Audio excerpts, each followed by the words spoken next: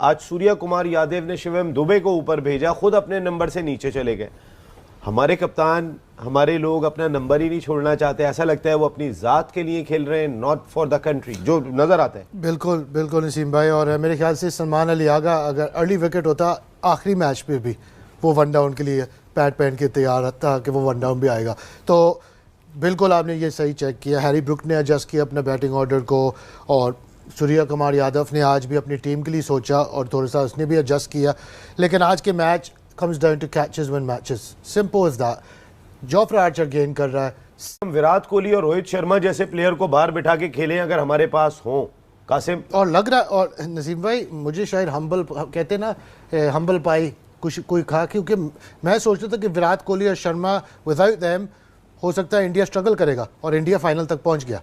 तो इसका मतलब है कि यू नो वो ever I am saying about the coach Gautam गंभीर, प्लेयर्स तो वो बना रहे हैं, सामने नजर आ रहा है वो रिजल्ट, कॉन्फिडेंस है। देखिए नसीम भाई संजू सैमसन को कॉन्फिडेंस नहीं दे रहे थे, उसने अपने बल्ले से कॉन्फिडेंस देकर दिखाया। और अगर आप इनको अंदर डेप्थ है प्लेयर्स में, आप इनकी फील्डिंग देखो, फील्डिंग तक इनका क्रिकेट देखो, it is so much on another level. तो बाकी टीम्स के यू नो ये जो मैच अभी चलेगा ना न्यूजीलैंड इंडिया का, आई होप कि ये दोबारा एक बहुत बड़ा मैच होगा। लेकिन मेरे ख्याल से इंडिया का टीम जो है ना, they know how to win big moments में। इंडिया का टीम को मालूम है कि हमने जीतना कैसे मैच। देखिए, और जहां पे कोई नाइंसाफी करता है, ऐसा नहीं है सिस्टम हमारा और उनका भी ऐसा है। आपको याद होगा सूर्या कुमार यादव हंस रहे थे संजू सैमसन पे, बिल्कुल, जब सवाल किया गया था कि भाई मैं खिलाऊं तो किसकी जगह अभिषेक को बिठा दूं, बिल्कुल मैं इसको बिठा दूं, भाई तू खुद बैठ जाता। सबसे बड़ा तो इम्पोर्टेंट चीज ये थी कि रन्स होंगे उनके, इम्पैक्टफुल रन सूर्या कुमार यादव के दिखाई नहीं दिए। अगर बनती है जगह, जैसे हम कह रहे थे भाई सलमान किसी तरह बीमार पड़ के ये बाहर बैठ जाए तो कोई बाबर और ये दोनों तो टीम को कुछ तो फायदा हो जाए हम, लेकिन हमारे पास हमने पीछे तैयार नहीं होने दिए।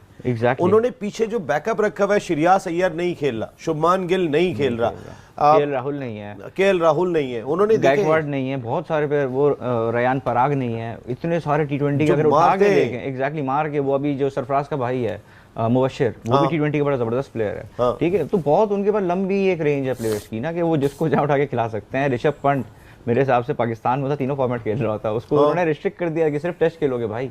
अब वो टेस्ट में भी वही टी20 वाली बैटिंग करता है जाके इनफैक्ट, लेकिन उसको उस फॉर्मेट से नहीं हिला रहे। उसकी एक मतलब ये इस तरह से प्लेयर बनाया जाता है, डेवलप किया जाता है।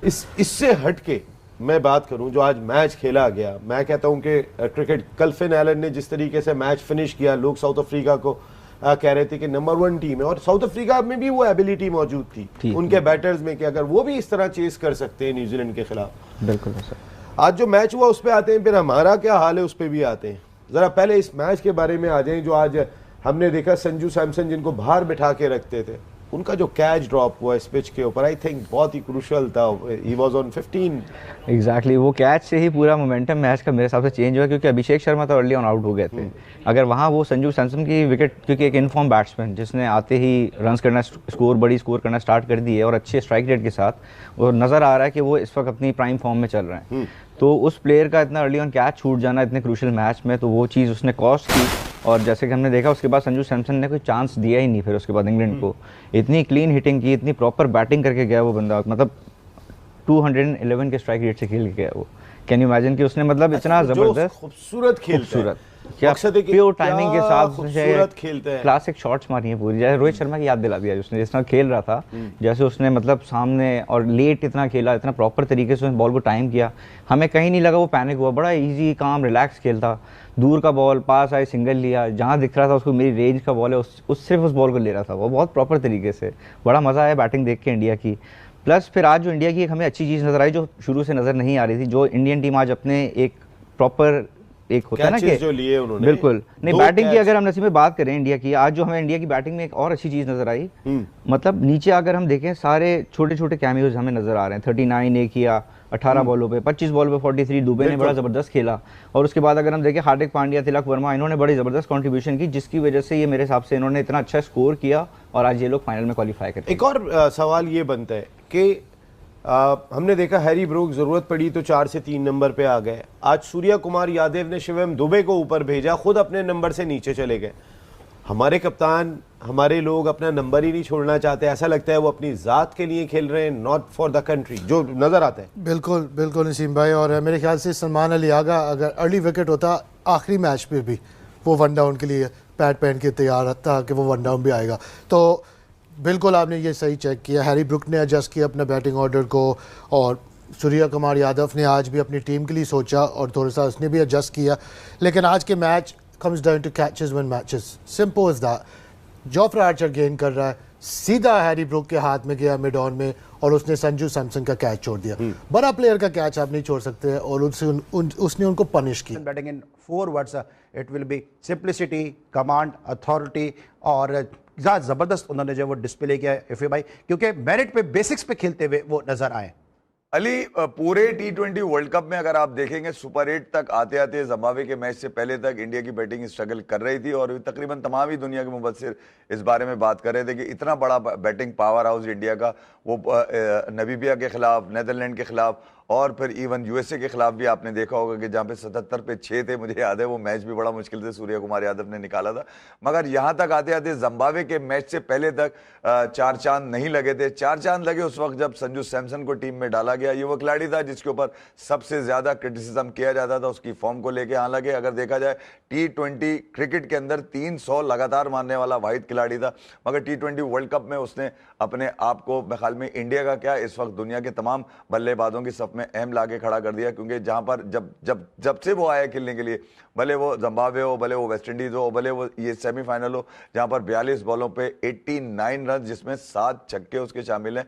तो मैं ये कह रहा हूं कि बड़ी अहम टाइम पे संजू सैमसन ने अपने करीब किया लोगों को। आज वानखेड़े के अंदर जिस अंदाज से इंडिया ने इसका आगाज किया, क्योंकि देखा जाए तो बड़ा सीधा विकेट कह रहे थे लोग के, बिल्कुल ही विकेट को गंजा कर दिया। टूटने के डर से जो है ना उसकी घास काट दी गई, कहीं घास विकेट ही ना टूट जाए। 2 दिन तक से उसमें पानी दिया जा रहा था। मुझे हैरत है कि हैरी ब्रूक ने, जो कि एक जबरदस्त कप्तान इंग्लैंड के करार दिए जा रहे थे, इतनी बड़ी बैटिंग लाइनअप उनकी भी थी, जहां पे बीथल का आपने बताया कि बड़े ठीक ठाक रन मारे, उन्होंने बैटिंग क्यों नहीं करी? शायद उनको ये था कि शायद वो किसी दबाव में आ गए या पब्लिक के दबाव में आ गए, क्योंकि वाइब्स जो थी वानखेड़े की वो सारी इंडिया के ही फेवर में थी। आपको पता है इंडिया जब खेल रहा होता है तो अपोजिशन दुनिया की कोई भी बड़ी टीम हो, वो चौका मार दे तो ये लोग खामोश रहते हैं, आधा तो ऐसे ही मार देते हैं अपोजिशन को। तो यही वानखेड़े के अंदर उन्होंने, जहां पे इतने सारे रन जो थे, बड़ा मुश्किल था अली यार। चेज अगर इंग्लैंड कर जाता तो मिरेकल या अपसेट ही मैं कह सकता था, या बहुत बुरा दिन इंडिया की बॉलिंग का कह सकता था। आज इंडिया की बॉलिंग तो जरूर बुरी की है, मगर बैटिंग अगर आप देखी जाए तो 240 जो एक्सपेक्टेड था वो 253 पे खत्म हुआ। बिल्कुल जबरदस्त। और आज का दिन जो टीम इंडिया के नाम रहा, क्या समझते हैं आप कि ब्रूक के जहन में उस वक्त क्या चल रहा होगा जिस तरह से कैच छूटा? क्योंकि उसके बाद वो वापस ही इंग्लैंड की टीम नहीं आ सकी, और उसके बाद जो हिटिंग शुरू की है, जो सिंगल डबल्स लेने शुरू किए हैं, जो गैप्स में स्ट्रोक खेलने शुरू किए हैं, एक क्लासिक बैटिंग डिस्प्ले दिया। और फिर आज भी अपनी सेंचुरी का नहीं सोचा संजू सैमसन ने, आज भी टीम के लिए वो खेले हैं वो। देखिए जी, सॉरी नहीं भट्टी साहब आपसे पूछ रहा हूँ। नहीं, मैं यही कहूँगा कि जाहिर है हैरी ब्रूक वही इस शिकस्त का जिम्मेदार है। अगर वहाँ पर 18 पर वो कैच हो जाते तो फिर काया पलट जानी थी, फिर इतना बड़ा स्कोर नहीं होता। और टॉस जीतकर अभी भी जो फैसला किया हैरी ब्रूक ने वो बिल्कुल सही फैसला था, लेकिन बॉलरों ने स्कोर इतना बड़ा दे दिया। फिर फील्डिंग भी इंग्लैंड की, देखें इस पूरे टूर्नामेंट में जो इंग्लैंड की जो फील्डिंग रही, ये इंग्लैंड का मिजाज नहीं है। आप देखें पाकिस्तान के खिलाफ मैच में तो उन्होंने 22-25 रन वो मिस फील्डिंग से दे दिए। तो बहरहाल ऊपर जो इंग्लैंड को प्रॉब्लम हो रही है कि जॉस बटलर, वो माजी वाले जॉस बटलर हमें नज़र नहीं आ रहे। फिल सॉल्ट जो है वो भी स्ट्रगल कर रहे हैं, लेकिन बेथल ने आज बहरहाल मैच को बहुत करीब लेके चले गए। फिर जो आखिर में जिसने बिल्कुल ही मैच को क्रंच सिचुएशन पे लेकर आ गए वो था जोफ्रा आर्चर। 4 गेंदों पर 19 रन। तो बहरहाल ज़बरदस्त मैच हुआ। और मुझे अली 2011 में इसी वानखेड़े स्टेडियम में इंडिया श्रीलंका का मैंने फाइनल कवर किया, और मुझे याद है कि पूरी रात वानखेड़े स्टेडियम के बराबर में जो मैरीन ड्राइव है वहाँ पर लोग सेलिब्रेट कर रहे थे इस जीत को।